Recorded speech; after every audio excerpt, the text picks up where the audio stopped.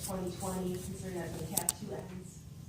I don't think we should mix those issues any further than we've already. I just think I'm just saying, I think 26 construction cycles is the issue that we talked about earlier, to show progress. And cap 20, cap 2 doesn't necessarily end in 2020. Oh, there's the timeline. Yeah, the first round, or the price cap carrier will end, but we don't even know what the rate will end. The other thing, and I know I said this before, I think for someone reading this recommendation that isn't entrenched in broadband, when we say it's high-speed broadband at 25.3, I think is misleading still. So I don't know how to reword that. Maybe it's, I'm the only one that believes that, but I do think high-speed broadband at 25.3 is misleading. I did check with someone else that is more technical than me about the 100 down and the 10 up, and asked his recommendation. He's a provider of internet and is a technical person. He suggested 30. And I said, he said, if you're looking for something in the next 6 months, 10 is okay. If you're looking at 6 to 18 months, 30 would be my number. And we're at 1.5 currently. No, we had data. Data on 100 and 100 by 1.5. 1.5. I asked Connected Nation if they could get a number at 100 by 10. As of February 2015, 71.3% have access at that already. Okay. So we're saying by 2026, he's saying in the next 6 months, 10 will be 5. And we're saying in the next 10 years. So I still think we need more discussion, but.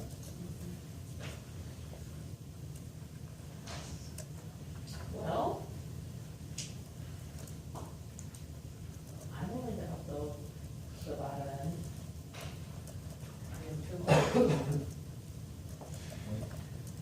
Split the difference. Then I'll go higher. Symmetrical. I will put symmetrical on the table. Let's go symmetrical.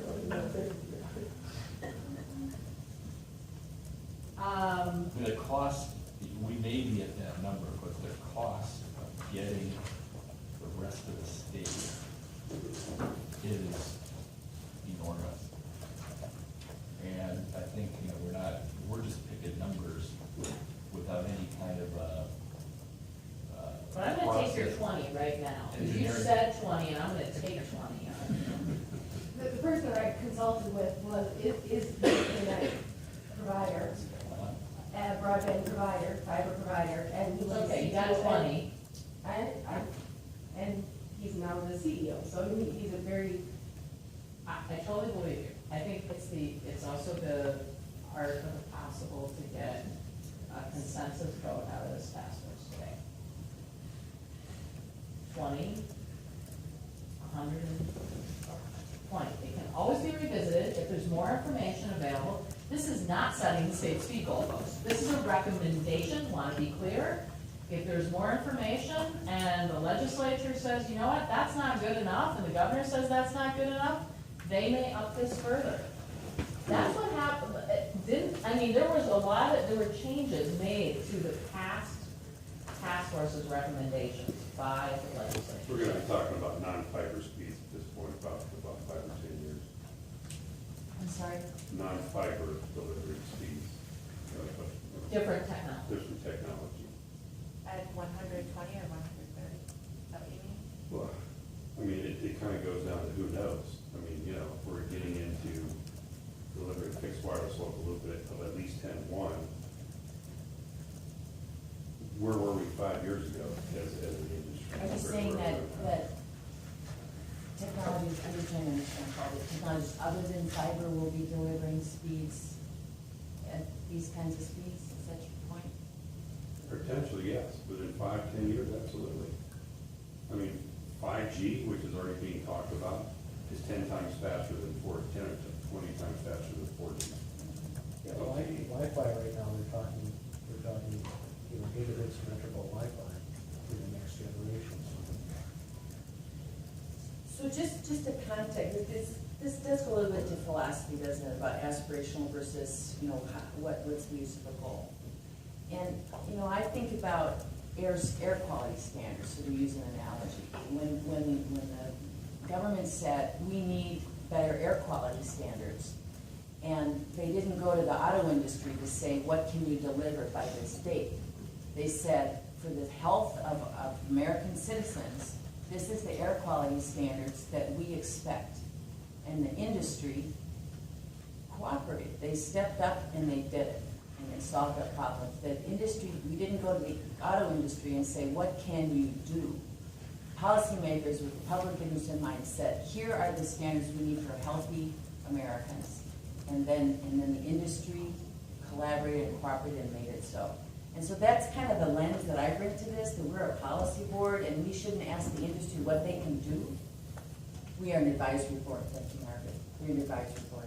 If I had that much power, we'd do it. Yeah, I don't think we should, I don't think it's appropriate for us to ask, the frame to be, what can you really do? I think we need to say, what should be done, what's the right thing to do, and then let the marketplace. I think there's a delicate balance between what we would mandate for providers to do versus what consumers are asking. And I go to these public meetings too, and I don't hear a lot of people down in Spring Valley. Whereas over across the road, across the river in St. Croix, they're gonna get 10-1 fixed wireless local loop, and we know it won't be a 10-1. There are communities in Wisconsin that just got awarded broadband grants from our friend Angie Dickinson. 3,000 residents, 30 businesses from a fixed wireless local loop at least 10 more. So the market forces do play an integral part of that because of what consumers want. The more they start using it and demanding more, there is that whole thing that they're going, and the whole Moore's Law, that every time we get a new technology and speed, but what is it, every 18 months? It's, so. Okay, so we have a proposal on the table that would up this to 20. This is having one provider all across the state who can provide that for everyone. You know, Neil, I perfectly appreciate you've moved it from 10 to 20. That's somewhat of a victory. I think that what we have to be thinking about here is this is a recommendation at this point. There could be changes to it. I think it sets, anything we say sets a baseline at this point for the legislature and the governor to take a look at. I don't think it precludes them one bit from going higher on any of this. I don't know what to say. You have one person you're bringing to me today, a nameless person, if you'd like to name them, I'm okay with that. But, I'm also, asking other experts around the table, what do they think should happen? So how do we get there? We need a consensus. The governor wants this report. We are now in January. How do we get there?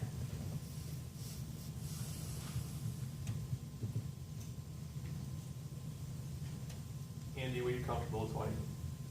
Yeah. You put it on the table. Let's go 100. She said 30, he said 20.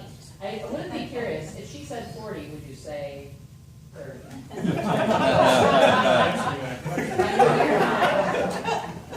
I think this goes back to Bernadine's 22, and I'm new, so forgive me if I'm being naive, but we are tasked to advise on what we think is a reach goal, if this is what this last sentence is. What we really think in 10 years the communities and our citizens would want. And this then should be that reach goal, and it shouldn't be what we think we can do at an affordable, Well, it's gotta be affordable, don't you think? Okay, that's why I kind of stepped back. If we're gonna, it's the reach goal, I just feel like it's not truly the reach goal.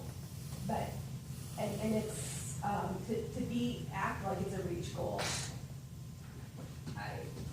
The reach goal needs to be reasonable and attainable here. And, without any, we can pick numbers, but unless we fully understand costs and how much it's gonna cost to achieve those goals, it's, we can say 100 and 100, but we don't know what it's gonna cost, and it's not gonna be attainable.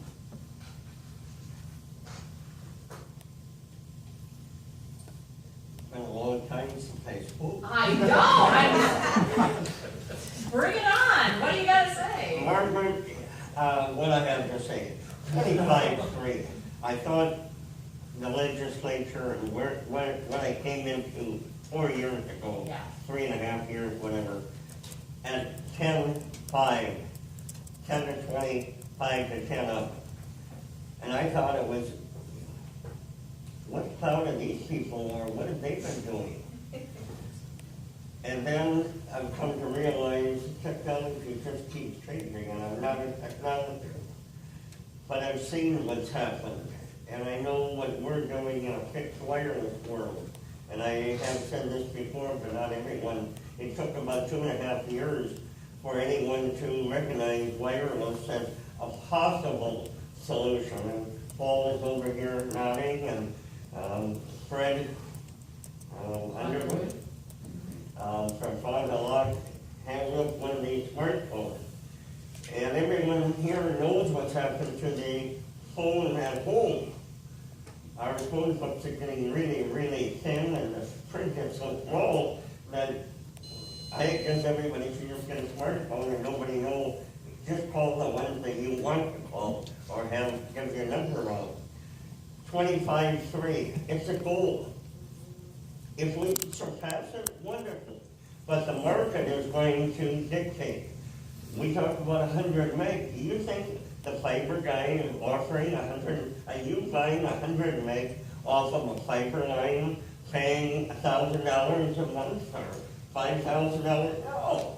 But we talk about all this stuff. Just let it happen. We're going to do more next year, and 16 is going to be a wonderful year. 17 is going to be even better. Dick and I hope that we'll be here 10 years from now. And maybe we will, maybe we won't. But we are part of the solution. The cellular is part, CenturyLink is part, cable is part, fixed wireless is. Let's just have at it. They want recommendations, give them 25-3. The federal government, I thought they were crazy. FDC come out with that. It was, whatever, 768 up and 3 down or something. I don't know what they had before. One night, somebody woke up, said, let's do 25-3. Okay, that's a goal. And that's what we're striving to do. And it is happening. And the fine point, the legislature, individual people that don't have a clue about broadband or internet and don't want to learn, don't care, they just want it to work. And that's what private, public, private cooperatives were going to deliver. What they can afford to buy or what they need to have to run their businesses or their residences or homes, schools, that's what it is. So I wouldn't be so afraid. I don't like splitting hairs because tomorrow we've got to do some real work. And that's kind of where it's at for me. 25-3, move on with it. I'd just like to thank Dan for speaking. I was going to get one of those units. I hadn't heard him all day, and so I'm glad to hear him speaking. I think this revised thing with 120 is more than I would have anticipated, because I would have been comfortable with the 110. And it strikes me, if you look at the goal that's being replaced, I mean, that is so far beyond where we were 20 years ago. And if you look at this goal compared to the 2010 goals, this is so far beyond what that was. And to that extent, the marketplace is really going to dictate to this. And as I look at this, I think there are 2 words in here that are probably more important than all of the other numbers. And those words are the same word repeated twice, and it's the word all. There could be 2 more words added, one more word that might be just as important, which I just thought about when somebody else was speaking, and it would be the word affordable access. Well, that's a great question.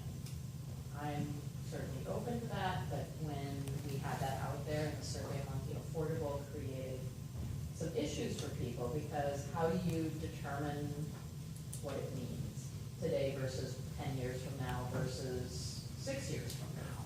Which, So, you could ask that question about everything. What does that mean? Yeah. So we could get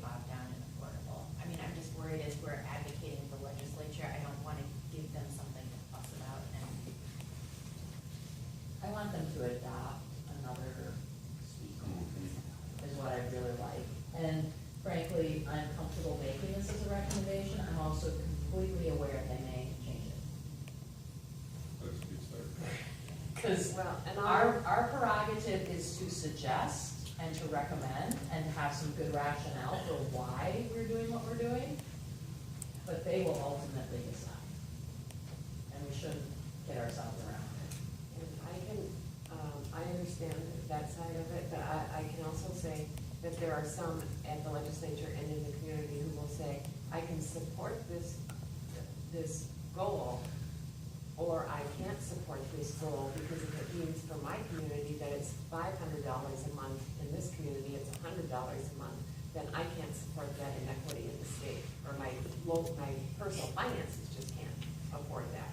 And so I think just, if nothing else, as a placeholder, as to say, that we recognize that there is inequity in the state, and if once, and I'll go back to our report again, we highlight the inequities a lot, and just to acknowledge the fact that there is an inequity inherent in this system, and that needs to be addressed, and needs to be just in the forefront of our thought process. Hasn't affordable been part of Minnesota law? No. Wrong, no. Not really a track. Not. I'm sorry, let me re-ask the question. Related to telephone? For telephone, yes. Yes, okay. The telephone is a public utility that's very highly regulated by the state commission, and by the state certificate in order to provide it. So there was. The I controls can't are, change the it. controls are. I mean, But when they introduced the technology of the telephone to the state, there was concern amongst lawmakers that there's ubiquity, I believe that would be true, and affordability. That's why you find it in those old pieces of legislation. And I don't know if that idea needs to go away. I don't think the idea is going away by us not including it, but I don't think that the biggest problem is we don't have a lot of, even the state doesn't have necessarily control over this issue right now on affordability. That is a real issue. So, I don't know, maybe we should take a break and come back, and we're gonna get through this today. We might be here till 6 o'clock tonight, but let's take a 10-minute break. Affordable is the seventh word in your report. Although it's not in the goal.